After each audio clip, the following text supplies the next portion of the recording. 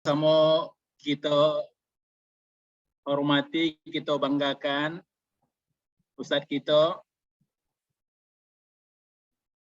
Dan selanjutnya ibu-ibu, apa-apa, ama-ama, ete, uda, uni, kanti-kanti, adik-adik dan beserta jemaah pengajian lima suku online malam ko. Semoga dengan niat awak selama ko dan terus menerus awak taruh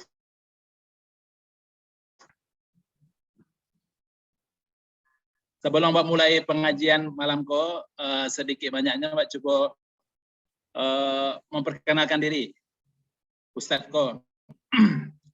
Nama Ustadz Roni Patihan, LCMA.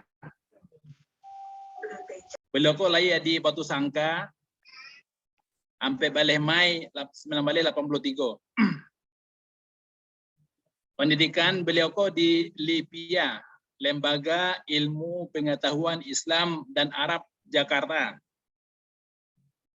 LIPIA ko merupakan lembaga pendidikan yang berada di bawah naungan Universitas Islam Imam Muhammad bin Saud, Saudi Arabia.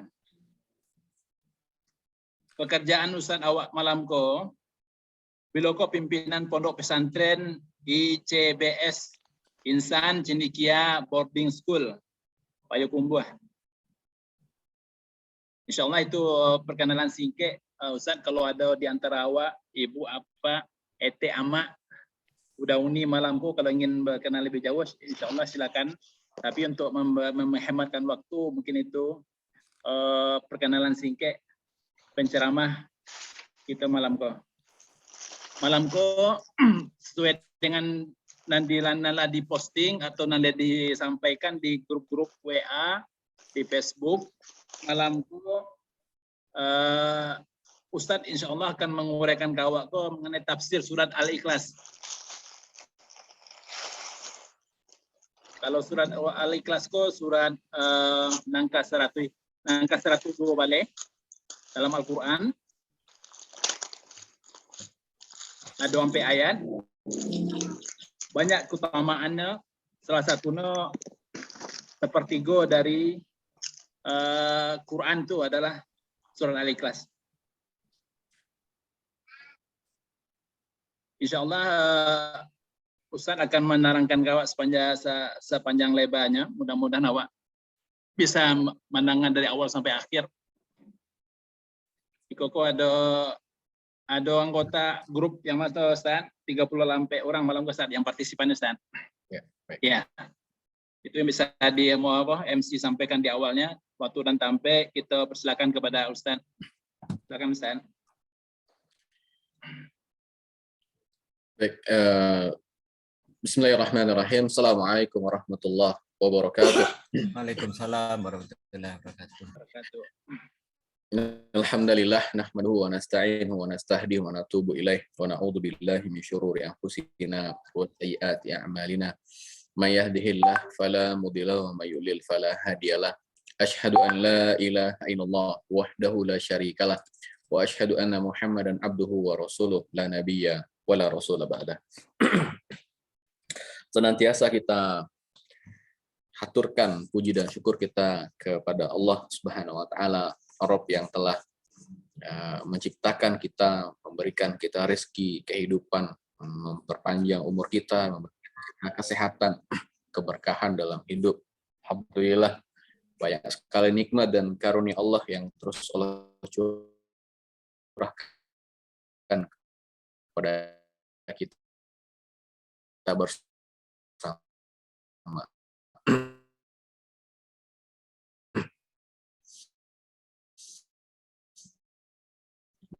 Meskipun tadi disampaikan ada takziah ya,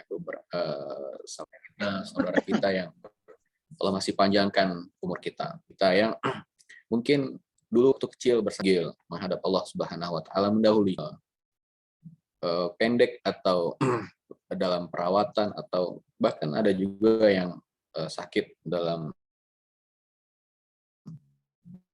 masa yang agak panjang. Soal alihi washabihi ajmain. Baik, warga 5 suku Canduang ya, Pak ya? Betul ya? Betul Ustaz. Mohon maaf kepada Bapak dan Ibu, angku-angku, nenek mama, juga mungkin kaum muslimin, kaum muslimat, warga 5 suku Canduang yang semoga dirahmati Allah Subhanahu wa taala. Berbahagia sekali malam ini bisa bersilaturahim dengan Bapak dan Ibu. Ini mungkin di banyak tempat mungkin ya Pak ya, melihat karena memang dalam media Zoom ini biasanya ini tempatnya jauh-jauh. Mudah-mudahan silaturahim yang sudah terbina, yang sudah terjalin selama ini terus dilanjutkan, terus dipertahankan, dan menjadi pengingat, juga wasilah mungkin barangkali kebaikan kita, amal soleh kita di hadapan Allah Subhanahu wa taala. Pertama, Ambo mohon maaf tadi disampaikan oleh moderator, memang Ambo lah sebelumnya mempersiapkan materi tentang tafsir surat Al-Ikhlas ya. Tapi Ambo tadi pagi mau pikir kini kok sedang berada pada bulan Rajab. Seandainya berkenan Ambo tukar tema tentang bulan Rajab, Isra dan Mi'raj, nanti kaitannya dengan 3 hal yang nanti akan sampaikan. Pertama tentang Ka'bah, Masjidil Haram, kemudian yang kedua tentang Rasulullah SAW, kemudian yang ketiga nanti tentang perkara sholat. Kira-kira bagaimana moderator, boleh sampaikan? Insya Allah setuju, setuju. Nah, baik, terima kasih banyak ya. Insya Allah mungkin lain waktu tentang dan Al-Ikhlas bisa kita sampaikan. Kita saat ini sedang berada pada bulan Rajab. Bulan Rajab ini adalah salah satu bulan yang disebutkan dalam hadis Rasulullah SAW salah satu bulan-bulan haram. Jadi bulan Zulhijjah itu atau bulan Qamariyah itu ada 12 bulan. 4 bulan diantaranya Allah sebutkan dalam Al-Quran sebagai bulan-bulan haram. Bulan-bulan haram. 3 bulan yang berkenaan, satunya terpisah. Itu Zulqa'dah, Zulhijjah, Muharram, dan satu yang terpisah Rajab. Nah, saat ini kita berada pada bulan Rajab, di mana kalau dilihat arti dari kata Rajab itu sendiri, itu artinya mengagungkan, karena orang-orang Arab di masa silam, di masa jahiliyah dulu, di masa silam itu mengagungkan atau sangat menghormati bulan Rajab ini, maka itulah kenapa disebut dengan bulan Rajab. Dan kalau kita lihat penanggalan kalender Islam, maka bulan Rajab ini adalah 2 bulan menuju bulan Ramadan. Rajab, Sya'ban, Ramadan. Ya, jadi ini berkaitan. Artinya kalau kita sudah masuk bulan Rajab, maka itu berarti sebulan lagi sebelum nanti masuk kepada bulan Ramadan. Dan kita tahu bulan Sya'ban juga punya kelebihan dan keutamaan, di mana Rasulullah SAW banyak sekali berpuasa pada bulan Sya'ban ini, karena Rasulullah SAW dan juga para sahabat mempersiapkan diri. Artinya bersiap-siap, pemanasan, dijadikan bulan Sya'ban ini pemanasan untuk masuk kepada bulan Ramadan.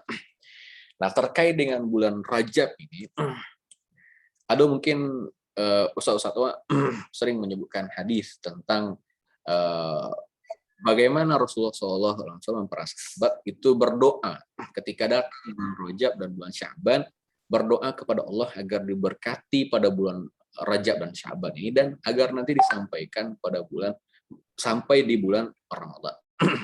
Ya, di antara doa yang masyhur yang sering kita dengar, Allahumma barik lana fi Rajab wa Sya'ban wa ballighna Ramadan. Ya Allah, berkatilah kami pada bulan Rajab dan bulan Sya'ban, dan sampaikanlah kami pada bulan Ramadan. Doa ini meskipun ini diperdebatkan tentang kesahihannya, tapi maknanya betul bahwa Rasulullah bersama para sahabat itu sudah mengancang-ancang, sudah melakukan pemanasan. Pertama tentu ya, mohon maaf, suaranya cukup terdengar, moderator. Bagus. Cukup ya? Cukup, bagus, lancar. Bagus ya, oke, mohon maaf. Baik. Nah, jadi ini seperti pengharapan, seperti cita-cita, seperti sebuah keinginan dari Rasulullah dan para sahabat agar mereka disampaikan pada bulan Ramadan dengan masuknya bulan Rajab ini. Maka kaum muslimin yang semoga dirahmati Allah Subhanahu wa taala, tidak salah pula akhirnya kita ini pun juga mengikuti sunnah Rasulullah dan para sahabat. Apa itu? Sudah masuk bulan Rajab ini, itu sudah mulai berdoa kepada Allah. Ya Allah, ya barik, kalau bisa menyebutkan yang bahasa Arabnya, Allahumma barik lana fi Rajab wa Sya'ban wa balighna Ramadan. Ya Allah, berkati kami pada bulan Sya'ban dan sampaikan kami pada bulan. Dan ada juga Rasul sampaikan dalam surah At-Taubah tentang keutamaan bulan-bulan haram ini. Allah dalam Al-Quran, inna iddatash syuhuri indallahi 12 syahran fi kitabillah, ya, bahwa sungguhnya bilangan bulan di sisi Allah Subhanahu wa taala itu adalah 12 bulan. Yaum khalaqas samawati wal ardh. Di dalam 12 bulan itulah Allah Subhanahu wa taala menciptakan langit dan bumi. Minha arba'atun hurum. Di 12 bulan itu ada 4 bulan yang dikatakan sebagai bulan-bulan haram. Dzalika ad-dinul qayyim fala tadhlimu fihinna anfusakum. Itulah agama yang lurus, ya. Dzalika ad-dinul qayyim, itulah agama yang lurus, maka janganlah kalian berbuat zalim pada bulan-bulan ini. Mungkin kita bertanya, ini maksudnya bulan-bulan haram apa nih Ustaz? Ya, kenapa disebut dengan bulan-bulan haram? Orang jahiliyah di masa lalu, pada datang bulan-bulan ini, mereka sangat mengagungkan bulan haji, disebut itu bulan-bulan haji, Zulqa'dah, Dzulhijjah, Muharram. Nah, itu bulan-bulan haji. Mereka sangat menghormati bulan haji ini. Dan karena saking menghormatinya, mereka tidak berperang. Mereka membuat sebuah perjanjian, mereka mengharamkan untuk berperang pada bulan-bulan ini, termasuk di dalamnya bulan Rajab. Jadi mereka tidak berperang. Ya, namanya juga orang gurun pasir, ya. Udara panas, cuaca panas, ekonomi sangat susah, ya. Sangat mudah tersulut peperangan itu, sangat mudah. Ya, satu sebab ini udah langsung berperang. Dan berperang itu bukan satu orang tapi antar suku. Kadang-kadang tidak selesai 1-2 hari, kadang-kadang bisa berbulan-bulan, bisa bertahun-tahun. Begitulah dulu adat jahiliyahnya orang-orang jahiliyah dulu di masa sebelum Rasulullah SAW diutus, sebelum Nabi dan Rasul. Nah, maka mereka sepakat karena ini bulan haji, ya, dan mereka dan orang-orang Quraisy ini terletak atau mereka adalah sebagai penguasa dari tanah suci atau Masjidil Haram, maka kalau mereka berperang mereka malu gitu. Orang-orang mau datang untuk haji, untuk umroh dan seterusnya, ya, melaksanakan ibadah di Masjidil Haram. Kalau mereka berperang mereka malu. Maka oleh sebab itu mereka buat kesepakatan bersama. Pada bulan-bulan haram, pada bulan-bulan haji dan tambah 1 bulan Rajab, mereka tidak berperang di dalamnya. Itulah awal disebut dengan bulan haram. Haram untuk berperang di dalamnya. Tapi ketika masuk masa Islam, maka itu dikuatkan dan ditambahkan lagi bahwa diharamkan kita kalau sudah masuk pada bulan haram ini untuk melakukan dosa-dosa besar dan kemungkaran. Bahkan ada Ibnu Hajar mengatakan, salah seorang ulama Islam mengatakan bahwa barang siapa melakukan dosa dan kemungkaran pada bulan-bulan haram, maka dosanya berkali lipat. Dan barang siapa melakukan amal kebaikan pada bulan-bulan haram, maka pahalanya pun juga berkali lipat. Jadi ini kesempatan kita pada bulan Rajab ini. Pertama, jangan melakukan kemungkaran dan kemaksiatan. Kemudian yang kedua, memperbanyak amal soleh. Apakah itu sedekah, apakah itu puasa, apakah itu membaca Al-Quran, macam-macam, qiyamul lail dan seterusnya. Perbanyak amal soleh kita pada bulan Rajab ini, karena bulan Rajab salah satu bulan haram. Pahala balasan yang Allah sediakan bagi orang mengerjakan kebaikan pada bulan-bulan haram ini berkali lipat dibandingkan dengan bulan-bulan yang lain. Baik, nah itu terkait dengan bulan Rajab. Dan biasanya kalau datang bulan Rajab ini kita teringat tentang peristiwa Isra dan Mi'raj Rasulullah Shallallahu Alaihi Wasallam. Meskipun sebenarnya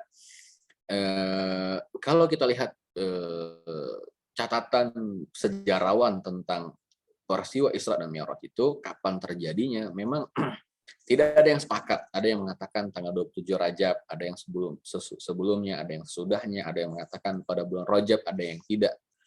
Tidak penting itu mungkin kita bahas. Yang penting adalah bahwa Isra Mi'raj itu pernah terjadi di masa hidup Rasulullah Shallallahu Alaihi Wasallam. Isra dan Mi'raj.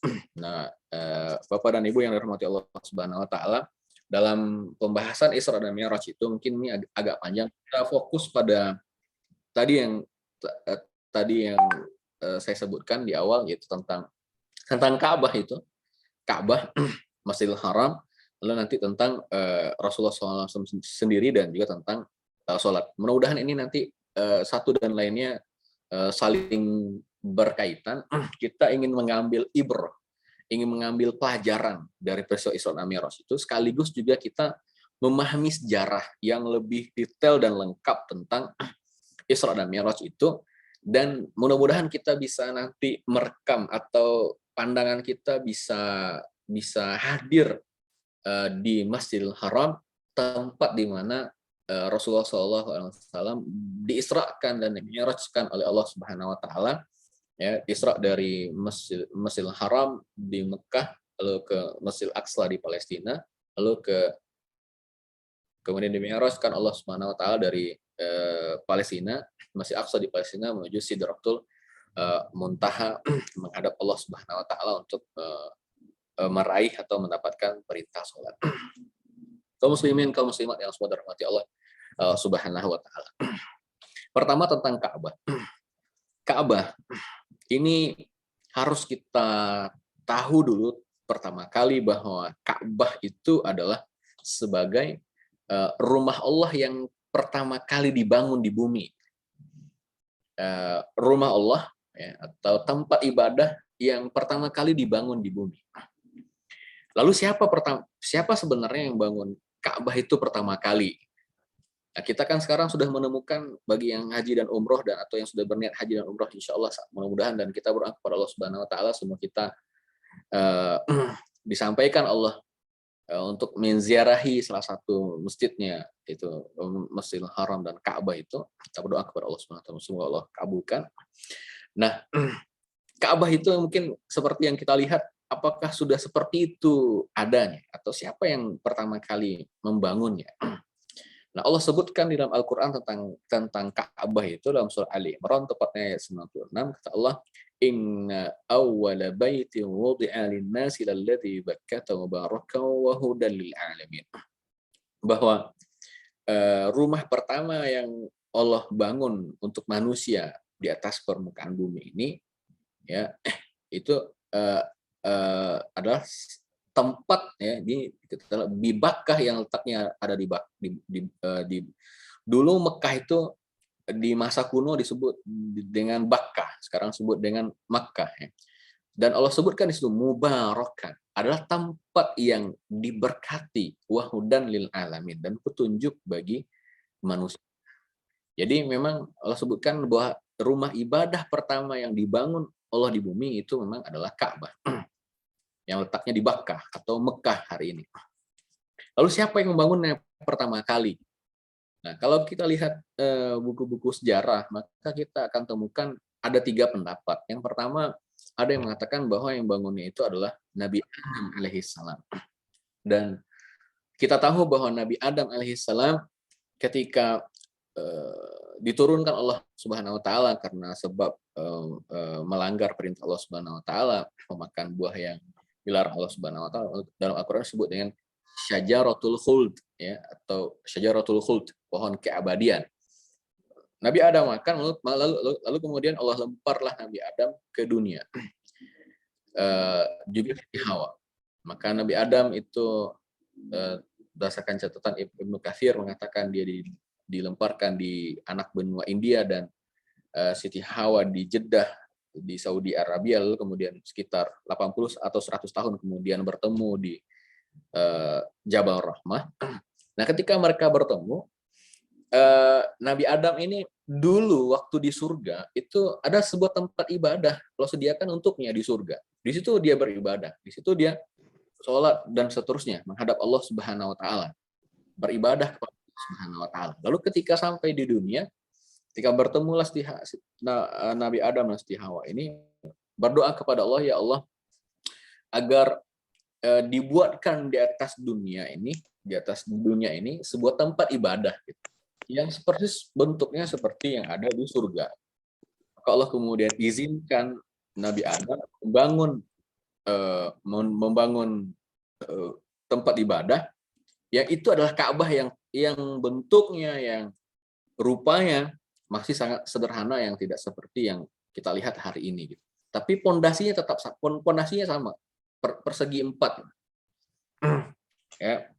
Nah, lalu kemudian anak Nabi Adam lahir dan seterusnya sampai kepada masa Nabi Nuh. Itu tetap dijaga oleh anak turun Nabi Adam sampai masa Nabi Nuh alaihissalam. Nabi Nuh alaihissalam dihadapkan dengan cobaan umatnya durhaka, lalu kemudian Allah datangkan banjir bandang yang karena banjir bandang itu tidak hanya melenyapkan orang-orang yang durhaka di antara umat Nabi Nuh alaihissalam, tapi juga di antaranya itu juga melenyapkan, menghancurkan, meluluhlantakkan bangunan Ka'bah yang dibangun oleh Nabi Adam alaihissalam. Maka hancur gitu. Tapi pondasinya masih ada. Ibarat kita bangun rumah, tiba-tiba banjir bandang datang gitu kan. Maka hancurlah dinding-dindingnya, tonggak-tonggaknya, tapi pondasinya masih ada. Nah, itu pendapat yang pertama. Ada juga mengatakan yang bangunnya itu adalah malaikat alaihissalam, malaikat Jibril alaihissalam, ya, sebagai hadiah untuk Nabi Adam alaihissalam. Ada juga pendapat yang ketiga, dan barangkali inilah pendapat yang benar tentang Ka'bah itu, yang mengatakan bahwa yang bangun Ka'bah itulah Nabi Ibrahim alaihissalam bersama anaknya Ismail alaihissalam. Nah, tentang cerita Nabi Ibrahim alaihissalam sampai Ka'bah itu, sampai di Mekah itu, ya, mungkin sudah sering kita dengar ceritanya.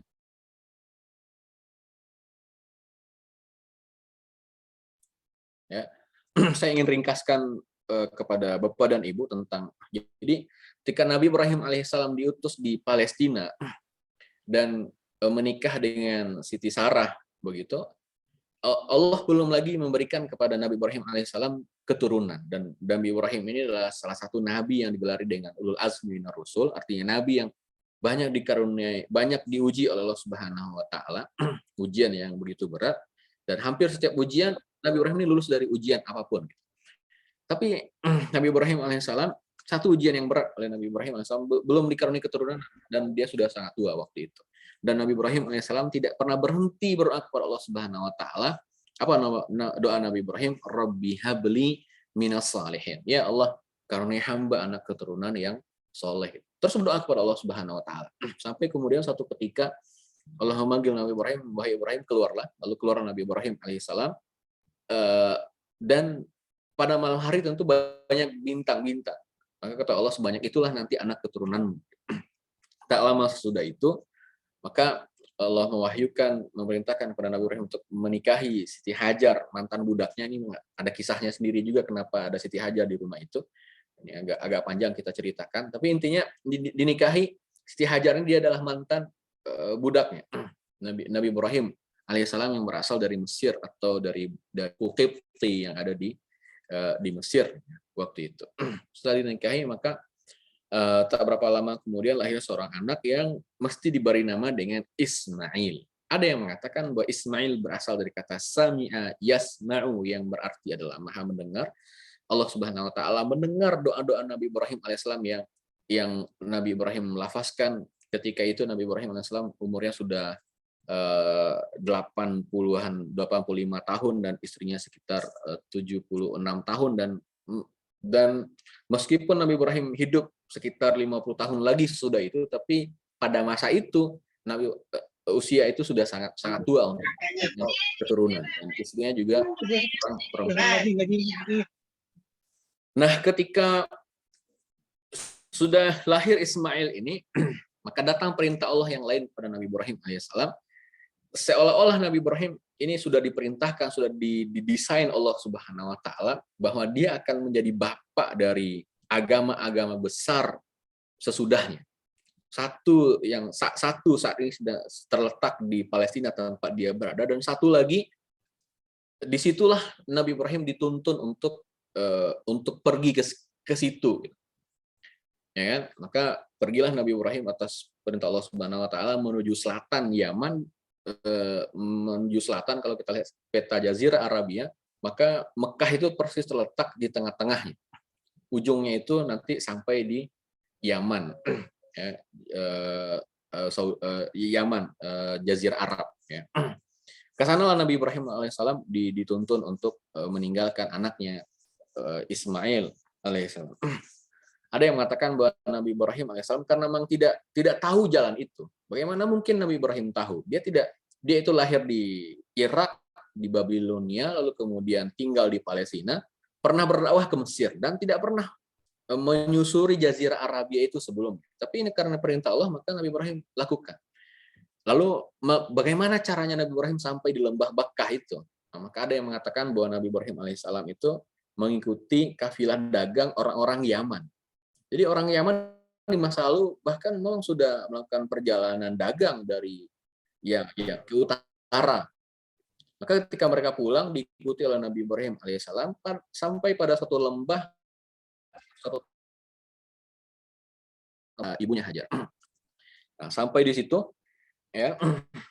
Nah, disitulah ketika ditinggalkan Nabi Ibrahim berdoa kepada Allah Subhanahu Wa Taala, Rabbana inni askantu min dzurriyyati biwadin ghairi dzi zar'in inda baitikal muharram.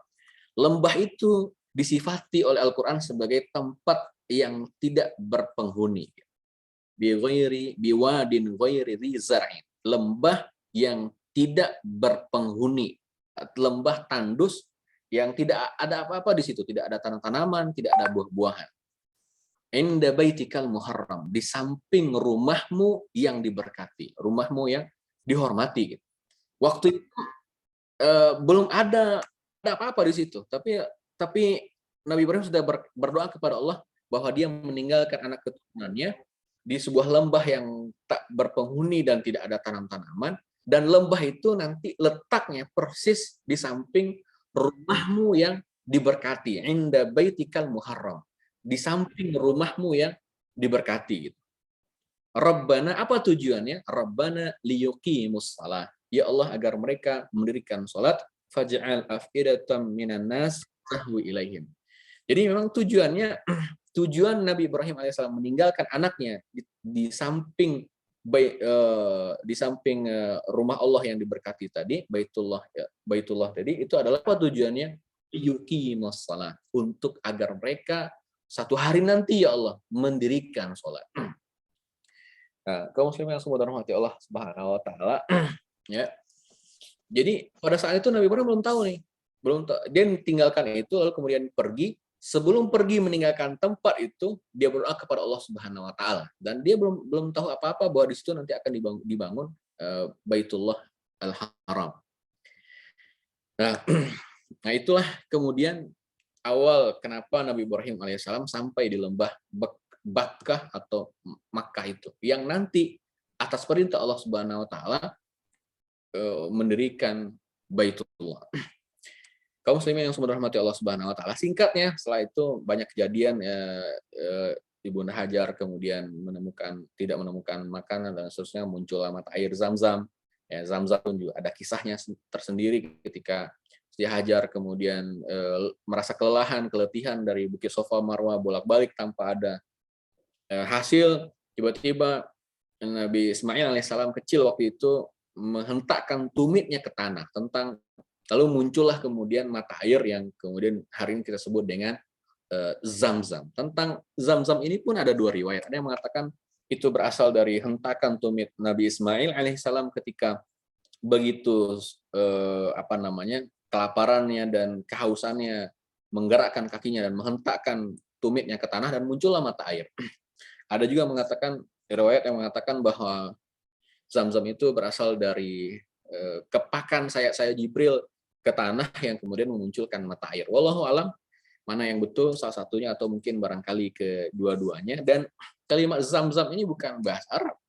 Dia berasal dari mulut Ibunda Hajar ketika dia lihat mata air itu lalu kemudian meminumkannya kepada anaknya dan kepada dia sendiri. Tapi mata air itu kemudian tetap melimpah kemana-mana. Ibarat ini meluber kemana-mana. Sehingga oleh Ibunda Hajar terlontarlah dari mulutnya Zam-Zam yang berarti berkumpullah dan itu bukan bahasa Arab, dia adalah bahasa Palestina waktu itu. Alhamdulillah, subhanallah, setiap kita mengambil manfaat, mengambil faedah dari sumur Zam-Zam itu, mudah-mudahan pahalanya melimpah kepada Ibunda Hajar dan Nabi Ismail alaihissalam dan Nabi Ibrahim alaihissalam.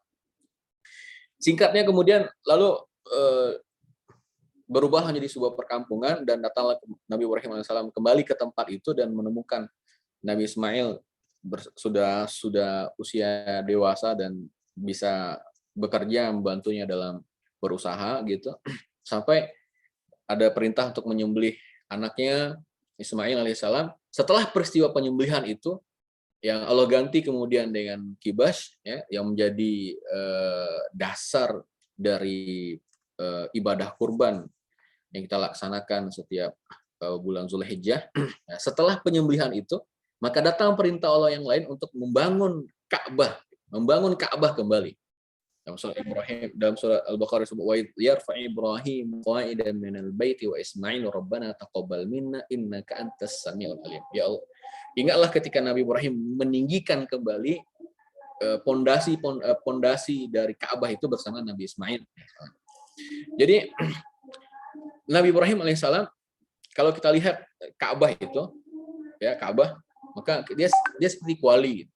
Tengah-tengahnya itu Ka'bah, kiri kanannya itu lembah-lembah, bukit-bukit, batu, sampai sekarang masih seperti itu. Nah, di tempat itulah dituntun Nabi Ibrahim alaihissalam untuk mendirikan kembali Ka'bah di atas pondasi yang dulu hancur di masa Nabi Nuh alaihissalam yang dibangun oleh Nabi Adam alaihissalam. Itulah yang Ka'bah hari ini yang kita lihat. Nah, jadi Ka'bah itu dibangun kembali oleh Nabi Ibrahim alaihissalam bersama Nabi Ismail alaihissalam di atas pondasi yang dulu pernah dibangun oleh Nabi Adam alaihissalam. Nah, jadi memang ada peran dari Nabi Adam alaihissalam dalam pembangunan Ka'bah itu. Nah, tadi disebutkan bahwa Ka'bah itu dibangun untuk mendirikan sholat. Mendirikan sholat. Maka kalau ketika kita mengingat Ka'bah, ya, setelah Ka'bah itu didirikan oleh Nabi Ibrahim alaihissalam bersama Nabi Ismail alaihissalam, apa yang dilakukan oleh Nabi Ibrahim sesudah Ka'bah itu selesai dilakukan, itu berdiri dan sholat kepada Allah Subhanahu wa Ta'ala. Persis seperti Nabi Ibrahim berdoa sebelumnya bahwa dia tinggalkan anaknya di tempat itu, di lembah yang tak berpenghuni dan tak ada tanam-tanaman itu. Tujuannya apa? Adalah untuk mendirikan sholat, agar anak generasiku, kata Ibrahim alaihissalam, satu saat nanti mendirikan sholat di tempat itu, menjadikan tempat itu tempat pelaksanaan sholat menghadap Allah Subhanahu wa Ta'ala. Nah, itu tentang Ka'bah. Setelah didirikan Ka'bah, lalu kemudian Nabi Ibrahim diajarkan oleh Allah Subhanahu wa Ta'ala melalui malaikat Jibril tentang ritual ibadah haji, tawaf, lalu kemudian sa'i, lalu mencukur rambut dan seterusnya yang persis sama dengan yang haji yang kita laksanakan hari ini. Itu poin yang pertama tentang Ka'bah. Ya. tentang Ka'bah. Kaum muslimin yang semua dirahmati Allah Subhanahu wa taala, Ka'bah itu berkaitan juga nanti dengan Rasulullah Shallallahu alaihi wasallam.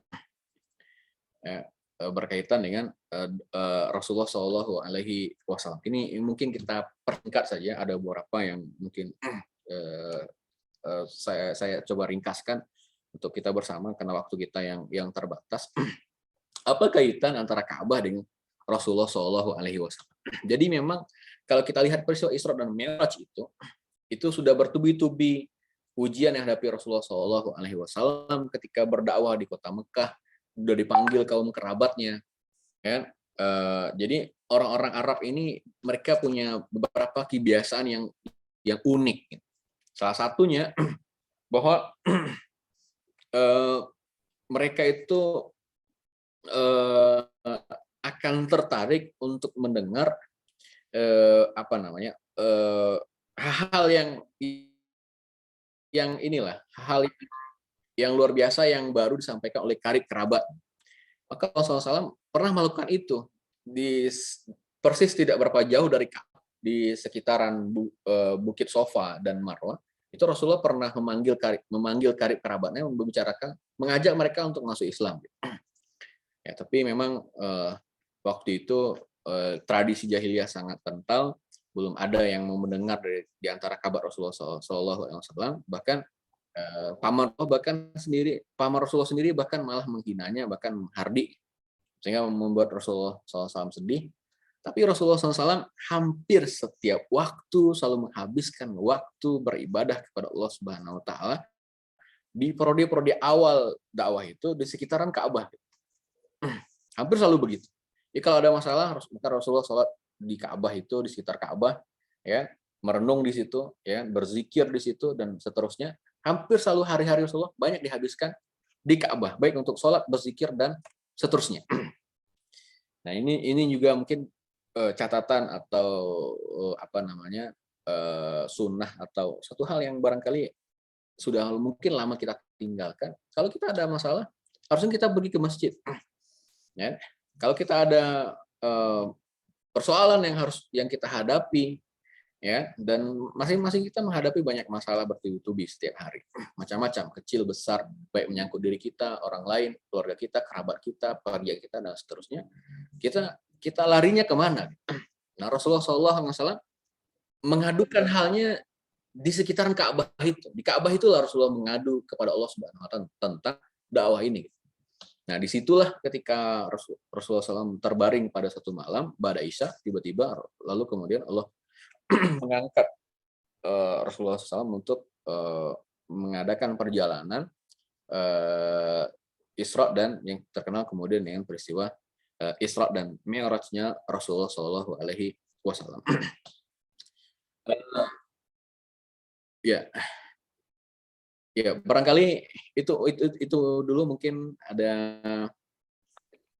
pertanyaan, mungkin kalau ada saya coba tanggapi. Terlalu panjang, takut nanti saya berbicara terlalu panjang. Silakan Pak Moderator, mohon maaf. Alhamdulillah. Mungkin Ustaz usulan dikit, Ustaz. Ya, silakan. Tadi Ustaz menyambutkan sholat, Ustaz. Jadi kan dari bulan Rajab, Ka'bah, itu kata Ustaz menjelaskan sholat. Mungkin setelah selesai ringkas menjelaskan sholat, Ustaz, mungkin kita buka termen pertanyaan, Ustaz. Oke, baik. Kan mau Isra Mi'raj itu. Nah, baik. Ya, terima kasih. Ya, ya tentang sholat. Ya. Jadi kita mungkin berpikir kalau sholat ini ibadah yang hanya diwajibkan kepada Rasulullah Shallallahu Alaihi Wasallam. Sebenarnya tidak. Kalau arti bahasa sholat itu, sholat as-salatu lughatan, sholat secara bahasa itu adalah berarti doa. Secara bahasa sholat itu berarti adalah doa. Walaupun nanti secara istilah agama disebutkan bahwa dimulai dengan takbir, dengan gerakan tertentu, dengan rukun syarat tertentu, ditutup dengan salam, itu sholat. Tapi sholat ini sudah ada kewajibannya, ibadahnya sejak Nabi Adam alaihissalam, sejak umat atau manusia pertama diciptakan Allah Subhanahu Wa Taala atas dunia ini sejak Nabi Adam alaihissalam. Hanya saja bentuknya, sifatnya, ya, waktunya dan seterusnya berbeda dengan apa yang kita lakukan hari ini. Tapi sholat itu adalah kewajiban yang sudah sangat lama, bahkan kewajiban yang pertama kali dibebankan atau disuruh oleh Allah Subhanahu wa taala kepada Nabi Adam alaihissalam. Nah, saja bentuknya berbeda-beda. Nah, tentang perkara sholat ini, karena begitu istimewanya sholat ini, kaum muslimin yang dirahmati Allah Subhanahu wa taala, ini saking istimewanya sholat ini, satu-satunya ibadah yang kewajiban melaksanakannya langsung oleh Rasulullah SAW itu menghadap Allah Subhanahu wa taala. Enggak sama dengan ibadahnya. Puasa, haji, umroh itu dan seterusnya itu cukup dengan malaikat Jibril alaihissalam. Tapi khusus untuk sholat tidak cukup itu, harus lebih daripada itu. Itu untuk menekankan kepada kita tentang pentingnya ibadah itu dan pentingnya kita menghargai, menghormati Baitullah atau Ka'bah Baitullah yang ada di Masjidil Haram itu.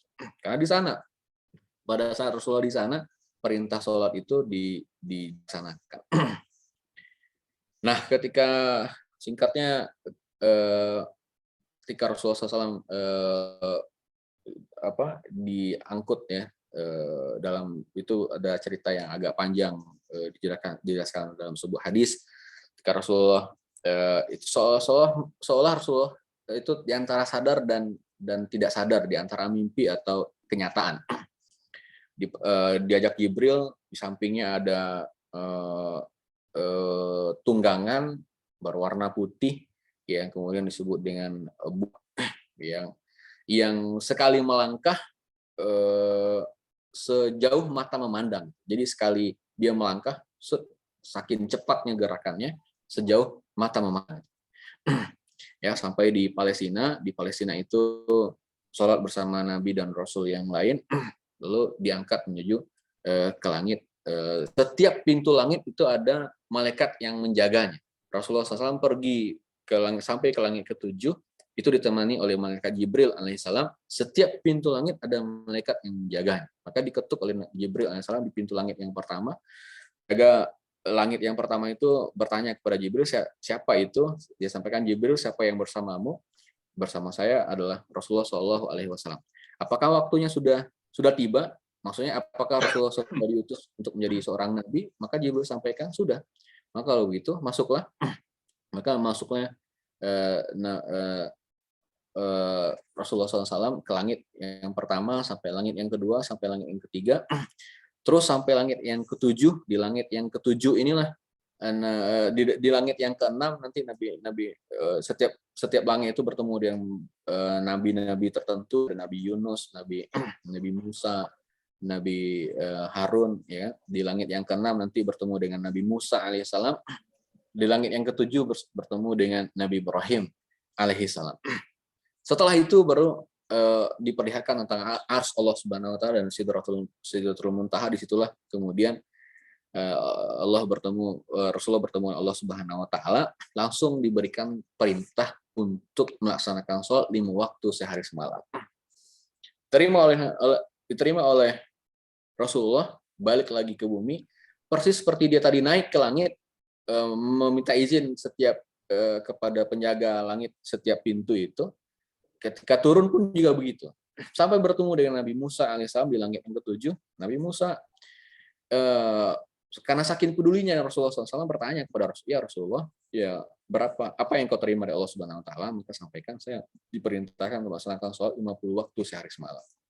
Maka Nabi Musa ini, kita tahu Nabi Musa salah seorang nabi kuat. Ya. Ini terbukti 2 hal. Yang pertama, Nabi Musa ini ketika dia melerai adanya sedang berkelahi begitu, Bani Israel dan orang Mesir, ketika dia melerainya, tanpa sengaja dia membunuh orang Mesir, tanpa sengaja dengan tangannya tanpa sengaja membunuh. Dia ingin masuk memisahkan, tapi tanpa sengaja membunuh orang Mesir karena saking kuatnya tangan. Kemudian yang kedua, ketika dia pergi, ya kan, meninggalkan kaumnya, ya, karena ketakutan begitu, dia menemukan ada 2 orang perempuan yang sedang menunggu giliran mengambil air gitu. Ya. Dan dia menemukan ada satu sumur yang tertutup batu besar. Batu besar ini baru bisa diangkat oleh 10 orang dewasa normalnya. Tapi oleh Nabi Musa alaihissalam dengan tangannya sendiri, batu besar itu diangkat yang seharusnya diangkat oleh 10 orang. Maka diangkat oleh Nabi Musa alaihissalam sehingga 2 orang perempuan ini bisa mengambil air. Setelah diletakkan kembali batu besar itu oleh Nabi Musa sebagai penutup sumur itu. Memang kuat. Dan kaumnya pun juga kuat-kuat. Tapi apa kata Nabi Musa kepada Rasulullah SAW? Wahai Rasulullah, cobalah minta pengurangan kepada Allah, umatmu nggak akan sanggup. Ya kan? Umatku saja sudah berusaha sebanyak itu, nggak sanggup, apalagi umatmu. Ya. Dan kaum muslimin yang dirahmati Allah Subhanahu wa taala. Jadi di antara sunatullah itu adalah bahwa umat manusia ini sejak Nabi Adam diciptakan sampai nanti akhir zaman, umurnya itu semakin lama semakin pendek dan tubuhnya semakin lama semakin mengecil gitu. Nabi Adam alaihissalam umurnya lebih dari 1000 tahun. Lebih dari 1000 tahun umur Nabi Adam alaihissalam. Dan panjangnya, tingginya Nabi Adam alaihissalam 60 hasta. 60 hasta itu kira-kira mungkin 18 sampai 20 meter mungkin ada barangkali. Itu Nabi Adam alaihissalam. Bayangkan Nabi Adam panjangnya 20 meter, umurnya 1000 tahun. Nah, semakin penghujung, ya kan, semakin penghujung umat manusia ini sunatullahnya itu umurnya semakin pendek dan tubuhnya semakin pendek. Nah, Rasulullah SAW umurnya 63 tahun. Ya, nah, maka saking dulunya Nabi Musa alaihissalam kepada Rasulullah, umatmu lemah, nggak akan sanggup melaksanakan sholat sebanyak itu. Minta pengurangan kepada Allah Subhanahu Wa Taala. Maka Rasul kembali lagi ke langit, ya, bertemu Allah Subhanahu Wa Taala, minta pengurangan. Setiap minta pengurangan dikurangi 10 sampai akhirnya menjadi 10 rakaat. Dari 10 ini Nabi Musa juga 10 waktu ya. Kemudian dari sini pun Nabi Musa terus minta kepada Rasulullah minta pengurangan sampai 5 waktu. 5 waktu pun juga Nabi Musa sampaikan, cobalah minta pengurangan. Maka kata Rasulullah, saya sudah malu balik menghadap Allah Subhanahu Wa Taala. Saya redo dengan 5 waktu ini, ya insya Allah akan saya laksanakan. Maka setelah itu datang suara dari Allah Subhanahu Wa Taala, ya, bahwa melaksanakan sholat 5 waktu sama dengan 5 waktu itu sama dengan melaksanakan sholat 50 waktu, ya, sehari semalam. Kaum muslimin yang semua dirahmati Allah Subhanahu Wa Taala. Jadi apa kaitan antara sholat kemudian Rasulullah dan Ka'bah ini? Ya kan? Sholat harus kita pahami sebagai bukan hanya sebagai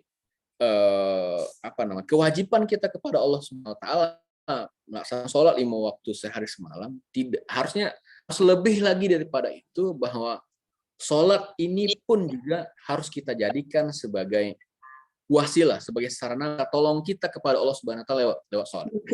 Maka kata Al-Quran, wasta'inu bis-sabri was-salah.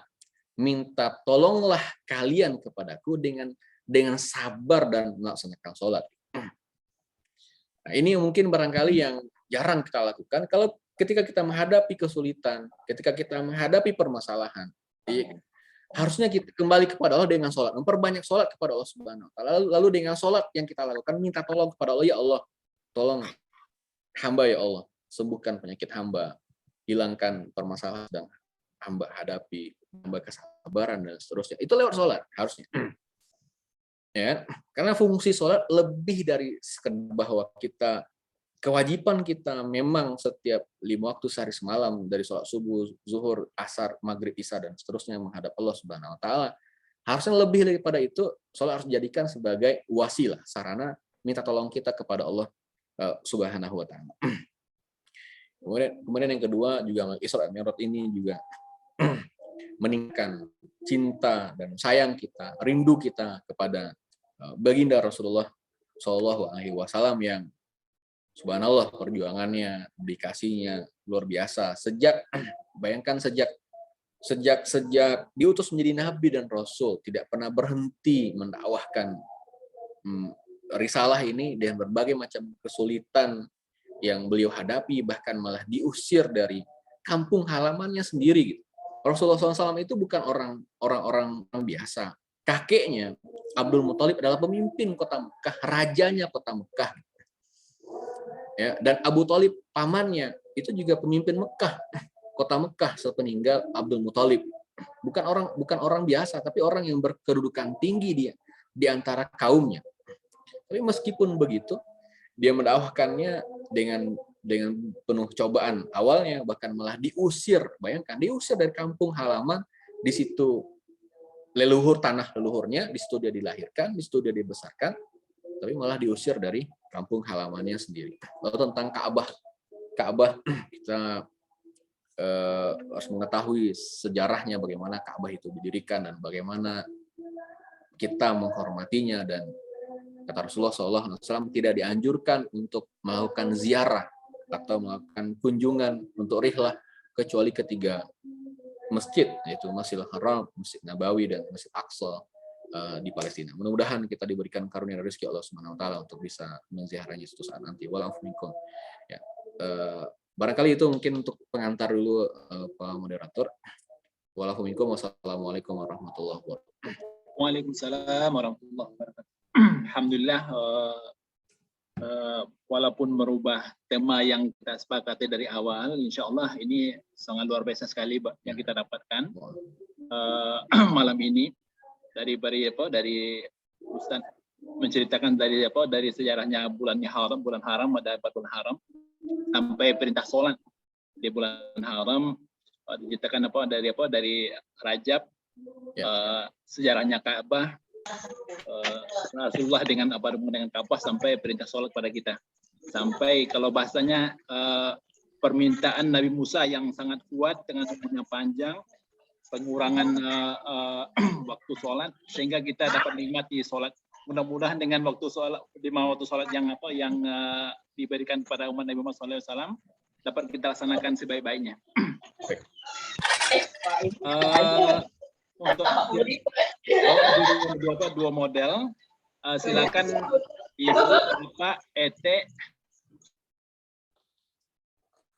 ibu-ibu yang silakan kalau bertanya langsung. Yang kedua, silakan melalui kolom chat.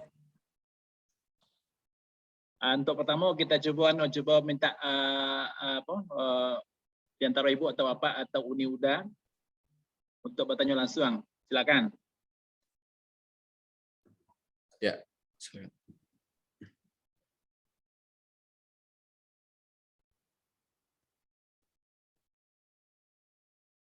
Sambil menunggu, Stan, udah ada di kolom chatting, Stan.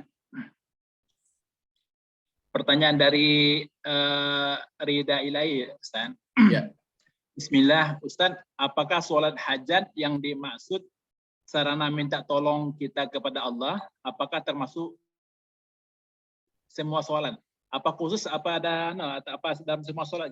Apa sholat hajat itu yang sarana kita minta tolong, atau semua sholat? Itu Ustaz. Pertanyaan dari Rida Ilahi.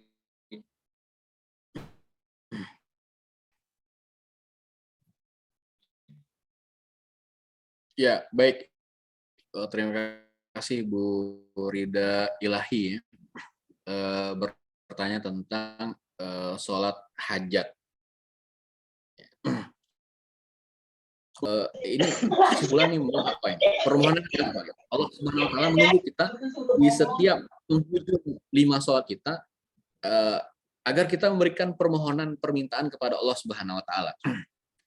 Jadi berdoalah di sholat minimal di sholat 5 waktu kita, di penghujung sholat 5 waktu kita, berdoa dan bermohon kepada Allah Subhanahu wa taala dengan bahasa dan lafaz yang kita mampu. Kalau misalnya bisa bahasa Arab, alhamdulillah. Kalau tidak, silakan dengan bahasa kita yang berdasarkan kata Allah bisa untuk dilakukan. Nah, terkait dengan sholat hajat, nah ini beda. Kalau sholat hajat ini termasuk salah satu sholat sunnah, sholat hajat. Ya, sesuai dengan namanya itu berasal dari bahasa Arab hajah. Hajah itu artinya keinginan, kebutuhan kita kepada Allah Subhanahu wa taala.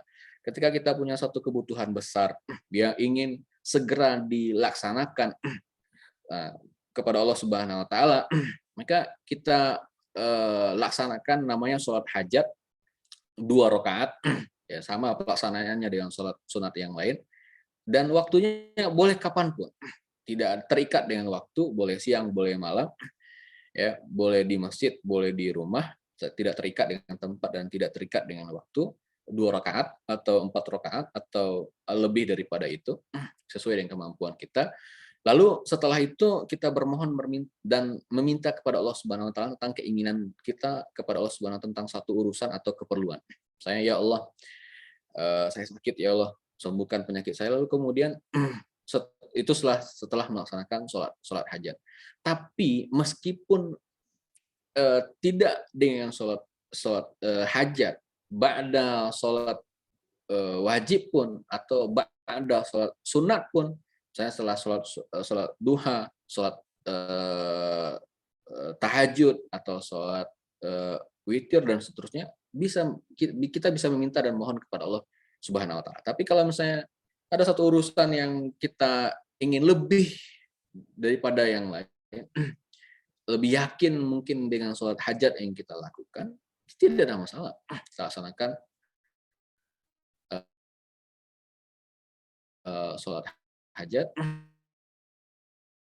atau berapapun yang kita sanggup melakukannya, lalu kita bermohon minta kepada Allah Subhanahu wa taala dengan dengan ibadah yang barusan kita laksanakan, mudah-mudahan hajat keinginan kita dikabulkan atau lebih mudah dikabulkan atau lebih didengar oleh Allah Subhanahu wa taala. Silakan, tidak ada masalah. Jadi kalau bagaimana cara melaksanakannya, ya sama seperti pelaksanaan sholat yang lain, waktunya tidak terikat dengan waktu, boleh siang, boleh malam, dan tempatnya juga boleh di rumah, boleh di masjid. Tafadhol. Ya. Ya, nah ini pertanyaan dari Bapak Rajo, ya. Rajo, mohon maaf kalau saya salah sebut. Assalamualaikum warahmatullahi wabarakatuh. Apakah amalan yang paling disukai Allah Subhanahu wa taala pada bulan haram? Ya, terima kasih. Ada, maka kita harus lihat hadis terkait dengan bulan, ya, khusus untuk bulan Rajab. Nah, ini banyak sekali hadis-hadis yang kita temukan. Silakan nanti dicari hadisnya, apakah sahih hadisnya, apakah betul hadisnya, apakah bisa dijadikan hujah atau tidak. Mohon sebelum kita melaksanakan ibadah, kita pastikan itu terlebih dahulu. Tapi sepengetahuan saya, ya, tidak ada anjuran khusus atau tuntunan khusus terkait ibadah untuk dilaksanakan pada bulan Rajab ini. Apakah ada puasa Rajab? Saya belum menemukan hadisnya tentang puasa Rajab ini. Apakah nanti sholat sunat khusus Rajab? Saya belum menemukan hadis. Ada mungkin tentang puasa Rajab ini hadisnya, tapi hadisnya tidak sampai ke derajat sahih atau yang bisa dijadikan pegangan dalam dalil agama. Jadi bagaimana Ustaz? Sekarang kan bulan haram. Lalu apa yang kami lakukan khususnya pada bulan Rajab ini? Ya, itu tadi. Pertama, memperbanyak amal soleh yang sudah ada tuntunannya secara umum di dalam agama kita. Seperti apa? Sholat tahajud, sholat duha, ya. Lalu memperbanyak membaca Al-Qur'an, memperbanyak infak, memperbanyak sedekah, membantu orang lain. Lalu kamu ingin puasa, Ustaz? Puasa banyak. Banyak puasa-puasa sunnah. Ada puasa Senin Kamis, maka laksanakanlah puasa pada hari Senin dan hari Kamis. Di samping kita dapat pahala melaksanakan puasa Senin dan Kamis, kita juga mendapatkan pahala mudah-mudahan insya Allah mengagungkan, menghormati bulan haram, karena sekarang kita berada pada bulan Rajab. Dan seperti yang sebelumnya saya sampaikan di awal, bahwa melaksanakan ibadah, memperbanyak ibadah pada bulan-bulan haram, dan kita saat ini pada salah satunya yaitu bulan Rajab, maka pahalanya dilipat gandakan lebih oleh Allah Subhanahu wa taala dibandingkan dengan bulan-bulan yang lain. Tambah lagi dengan puasa Ayamul Bid misalnya 13, 14, 15 ya, setiap di bulan Rajab ini nggak ada masalah ya. Nah, itu mungkin tuntunan-tuntunan ibadah yang bisa kita laksanakan pada bulan Rajab ini yang sifatnya umum, karena memang kita tidak temukan dalil khusus yang memerintahkan untuk ibadah tertentu pada bulan Rajab. Tapi kalau bulan Sya'ban nanti akan kita temukan hadis, banyak sekali hadis yang diantaranya mengatakan bahwa pada bulan Sya'ban ini Rasulullah SAW banyak berpuasa pada bulan Sya'ban. Bahkan kata Aisyah istri Rasulullah SAW, hampir-hampir Rasulullah SAW itu mempuasakan hampir seluruh bulan Sya'ban. Karena saking banyak yang Rasulullah berpuasa pada bulan Sya'ban. Kalau bulan Sya'ban nanti iya, puasa pada bulan Sya'ban memperbanyaknya sebagai persiapan untuk menghadapi bulan Ramadan. Tapi bulan Rajab kami belum menemukan hadis terkait masalah itu. Ada Dari di kolom chat, Stan. Ya, ada pertanyaan di kolom chat. Ya, dari Bu Rita ya. Iya, Ya. Bu Rita. Assalamualaikum. Misalkan wak lalu sebelum tunai sholat isya tajago jam 3 urutan sholat sunat dan bisa di kerajaan Ustaz sesudah sholat isya. Sebelum sholat.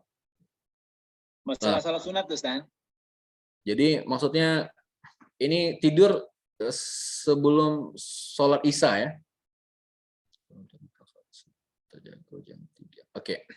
Kalau mohon maaf kalau saya salah memahami, ini yang saya pahami belum sholat isya tertidur lalu bangun jam 3 gitu ya.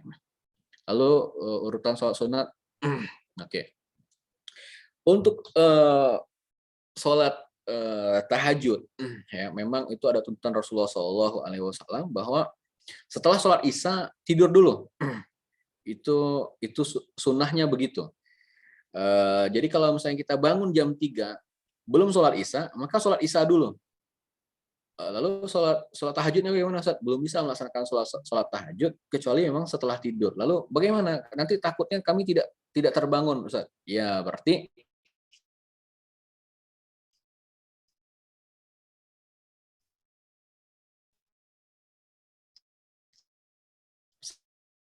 setelah sholat isya tadi tidak laksanakan jam 3 kalau terbangun dan belum melaksanakan sholat isya, laksanakan sholat isya, lalu kemudian ditambah dengan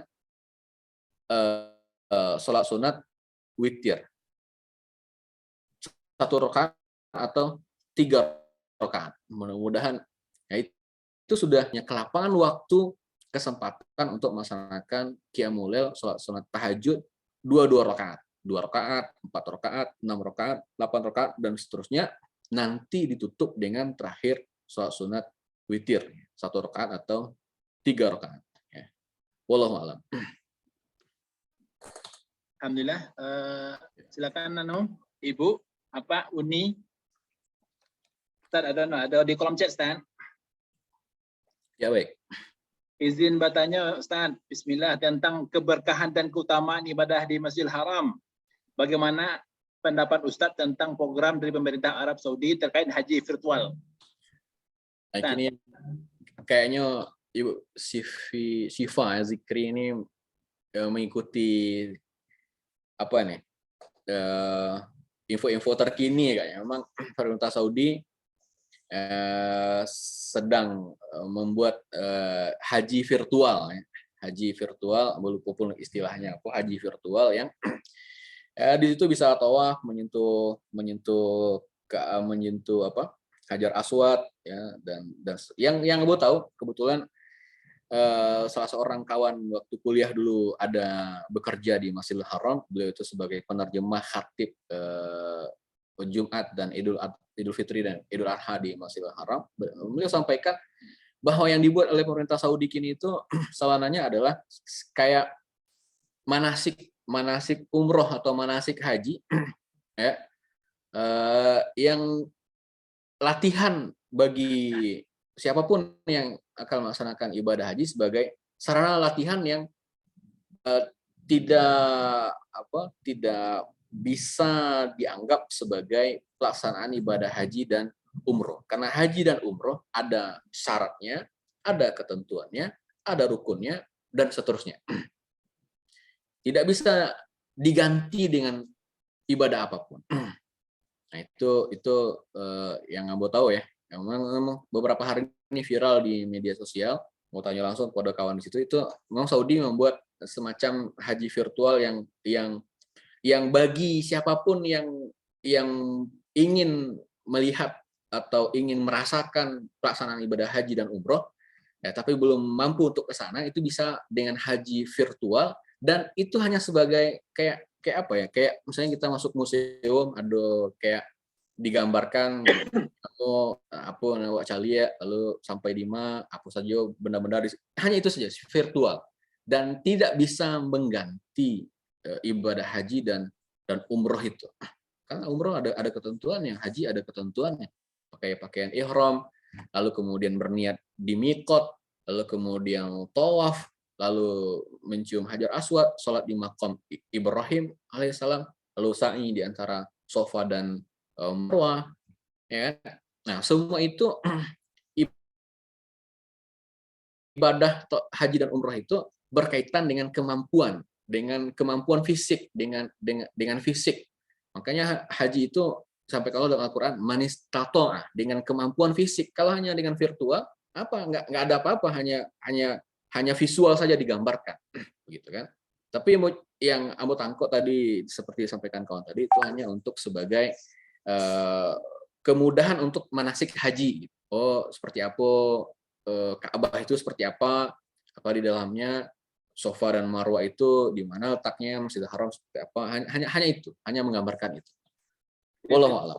Sekedar peragaan gitu ya, peragaan gitu ya. Peragaan, betul ya, sebagai peragaan. Seperti kalau masuk sekarang ini kan banyak dibuat situs-situs dunia, kemudian dibuat dalam bentuk virtual agar mudah dilihat. Seperti itulah yang dibuat oleh pemerintah Saudi. Alhamdulillah. Masih punya waktu 10 menit lagi ke depan, Ibu. Ya. Apa? Ete, Amat, ini udah. Kalau masih ada tanya, serius masih sikap.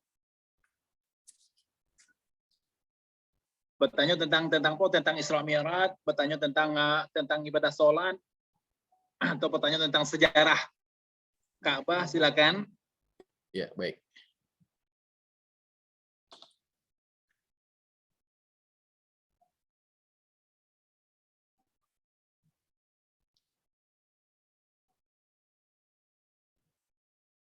Tadi banyak yang diterangkan Ustaz itu tuh masalah ketamaan bulan Rajab, tentang Ka'bah tuh ada bahasa kunonya, tentang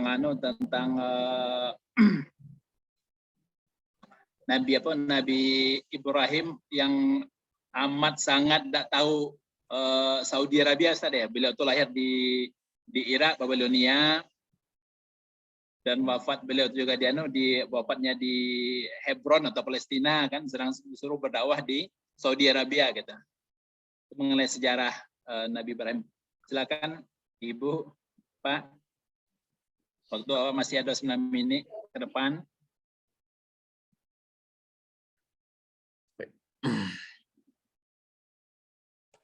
Ya juga kalau bertambah pertanyaannya ya. Ya, saya. Banyak tuh Rista Dmitri ya ke tangan. Hah? Rista Dmitri itu ke tangan. Oh, silakan ya. Tadi Dano. Ya. Ustaz. Ya, silakan. Izin tanya. Ya. Izin tanya Cik Lai Ustaz ya. Ketika wak sedang sholat, rakaat terakhir datang kucing bergali-gali sampiang di muka wak. Ba sholat itu Ustaz, ba di luang atau ba. Terima kasih Ustaz. Kucing bergali-gali sampai di jilek muka awak kiranya Ustaz. Diulang, Pak. Oh, ba. bah sholat tuh akan diulang atau apa gitu Ustaz. Jadi kucing awal ke sholat, kucing bakal di muka awak sampai muka ada jilidnya di kucing, awal udang sholat atau bah Ustaz gitu Ustaz. Ya, terima kasih Bu Rista Duwitri. Tentang kucing ini memang di antara binatang yang diizinkan oleh Rasulullah Shallallahu Alaihi Wasallam untuk kita pelihara. Bahkan ada salah seorang sahabat Abu Hurairah digelari oleh Rasulullah sebagai bapak kucing, karena memang sangat suka dan gemar memelihara kucing. Dan kucing ini, kata Rasulullah dalam sebuah hadis, dia adalah orang yang melintas di rumah kita, baik kucing yang kita pelihara maupun kucing orang lain, dan apa yang dia sentuh bukan termasuk najis. Ya, misalnya dia menyentuh, menjilat makanan atau memakan sesuatu, itu tidak termasuk najis. Ya, artinya halal kalau misalnya kita konsumsi lagi dan seterusnya. Nah, terkait kalau kucing ini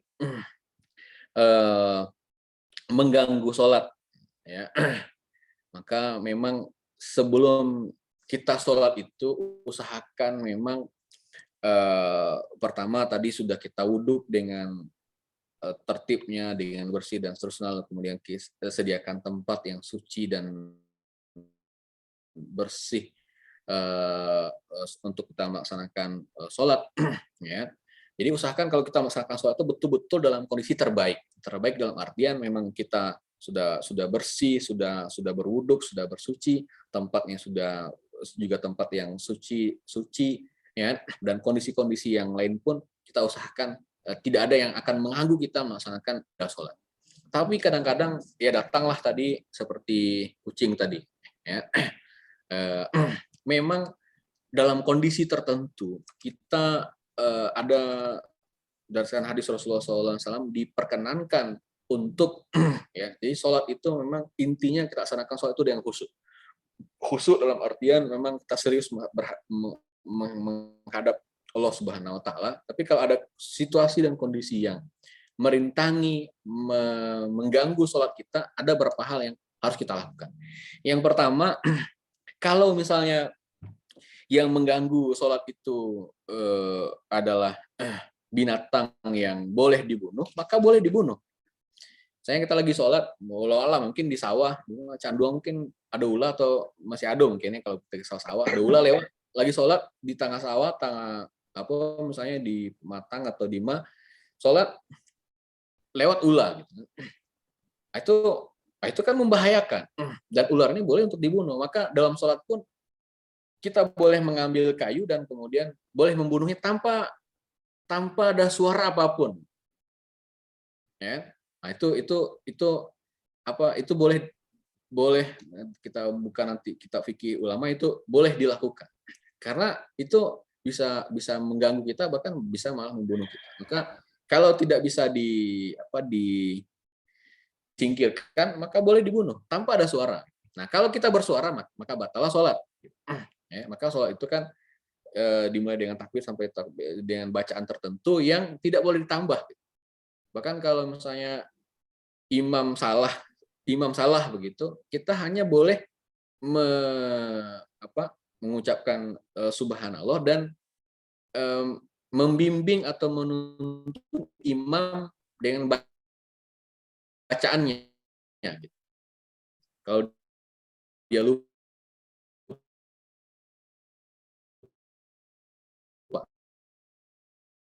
saya bahasa Indonesia, karena sholat kita batal. Nah, kaitan dengan kucing tadi, menjilat muka atau apa, dia kalau selagi kita masih bisa melaksanakan sholat sampai selesai tanpa ada gangguan, maka lanjutkan sholat sampai selesai. Tidak perlu diulang, ya. Tidak perlu diulang karena kucing ini termasuk binatang peliharaan yang diizinkan oleh Rasulullah SAW untuk kita pelihara di dalam rumah kita. Ya, Saya berpendapat ini jika menjilat Menjilat muka, Ustaz. luka ya, menjilat muka Iya. tidak perlu diulang. Ya, tidak perlu lanjut sholat sampai selesai. Nah, mungkin jika itu maka usahakan di sholat berikutnya gangguan-gangguan ini tidak ada, baik itu dari kucing atau yang lain, handphone yang berbunyi atau suara-suara apa bising dan sebagainya yang mengganggu sholat kita. Usahakan sebelum kita melaksanakan sholat semua gangguan-gangguan ini tidak ada sehingga kita bisa melaksanakan sholat dengan khusyuk menghadap Allah Subhanahu Wa Taala. Wallahu a'lam. Ya. Kalau gerakan yang tidak termasuk dengan sholatnya, Ustaz, membatalkan Ustaz. Contoh Ustaz ya. Ya. Kalau Rasul itu kan ada cucu beliau Hasan Husain itu. Kan gerakan beliau seandainya Hasan Husain naik ke punggung beliau tahan gitu dengan tangan, terus duduk lagi, Ustaz. Itu kan tidak masuk dalam gerakan sholat yang sesuai dengan aturan rukunnya sholat gitu, Ustaz. Ya. Itu termasuk membatalkan sholat atau karena gerakan itu dilakukan berulang-ulang tanpa jeda atau yang membatalkan atau sekali doang gitu, Ustaz. Baik. Ya baik. Nah, ini mungkin agak masuk kita nanti agak lebih detail ya tentang hal-hal yang membatalkan sholat dan hal-hal yang tidak membatalkan sholat. Gerakan yang ya kalau mazhabnya Syafi'i lebih dari 3 gerakan yang tidak perlu itu membatalkan sholat. Ya. Itu ikhtiar dari Imam Syafi'i bagaimana kita ketika menghadap Allah Subhanahu Wa Taala itu betul-betul khusyuk dan tidak ada satupun yang tidak perlu baik dalam gerakan maupun ucapan perbuatan kita kecuali hanya dalam rangka sholat menghadap Allah Subhanahu Wa Taala. Itu ikhtiar Imam Syafi'i dalam menjaga sholat. Nah, tapi kalau kita lihat hadis-hadis yang lain memang ada beberapa hal yang Rasulullah lakukan yang tidak membatalkan sholat. Kayak tadi Rasulullah SAW, Rasulullah lagi sholat, tiba-tiba sholat maghrib atau asar begitu, tiba-tiba datang cucunya Husain, ya gitu. Dan Rasulullah malah menggendong cucunya ini di pundaknya, dan Rasulullah lagi sholat. Dan itu kan banyak gerakan, menggendong lah, menaikkan ke sini lah, segala macam lah. Ya.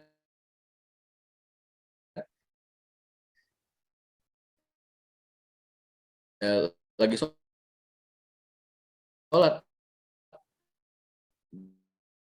Dan Rasulullah di dalam sholat tiba-tiba datang anak kecil, anak kita gitu. Dan ini apa namanya?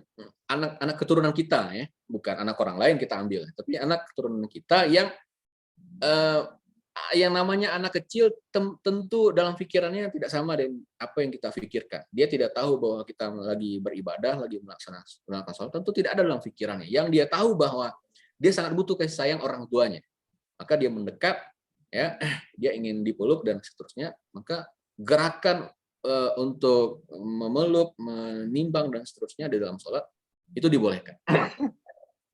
Bahkan juga kata ulama boleh juga seseorang ketika dia lagi sholat lalu di sakunya atau di kantong celananya dan bajunya tiba-tiba dia mendengar handphone lagi berdering.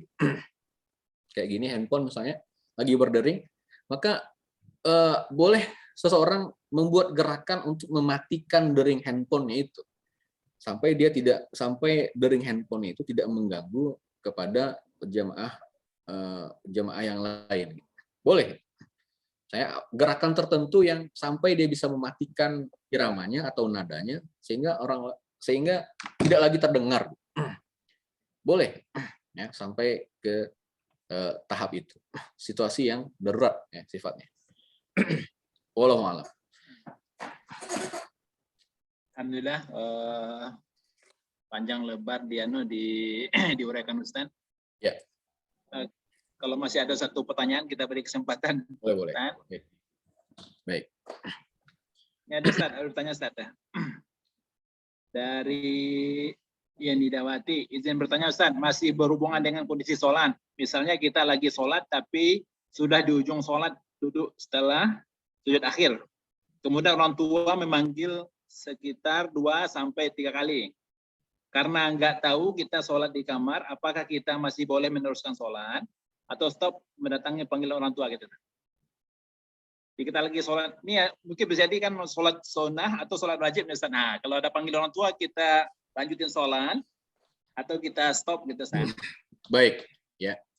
Ini saya nggak tahu apakah sholat wajib atau sholat sunat ya, karena ketentuannya berbeda antara sholat wajib dan sholat sunat. Kalau misalnya kalau sholat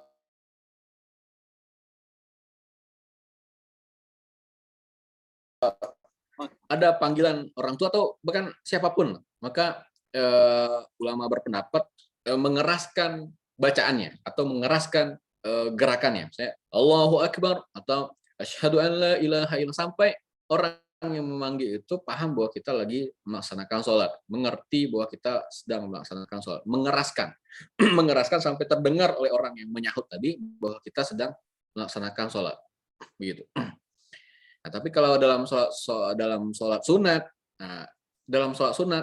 kalau memanggilnya ada orang tua dan orang tua adalah kewajiban seorang anak untuk taat dan patuh. Dalam Al-Quran disebutkan jangan mengabaikan panggilan orang tua. Maka ada yang berpendapat kalau lagi sholat sunat, batalkan sholat. Yang lebih utama pada ketika itu, ketika orang tua memanggil adalah langsung menyahut atau langsung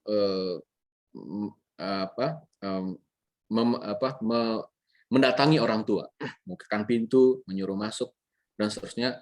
Itu kalau lagi sholat sunat. Tapi kalau sholat wajib, ya, keraskan suara sampai terdengar oleh orang tua kita, lalu kemudian selesaikan sholat segera dan baru menghampiri orang tua. Begitu kira-kira. Itu dalam gerakan berarti Ustaz, kalau kita lagi mau ruku, sujud, takbir, Allahu Akbar, itu Ustaz. Itu kalau sholat dalam Quran siri kan, kalau sholat kita jahar kan, udah ketahuan itu lah kita lagi sholat. Ya, kalau kita lagi bahkan itu dikeraskan bacaan, misalnya Subhana rabbiyal a'la wa bihamdi.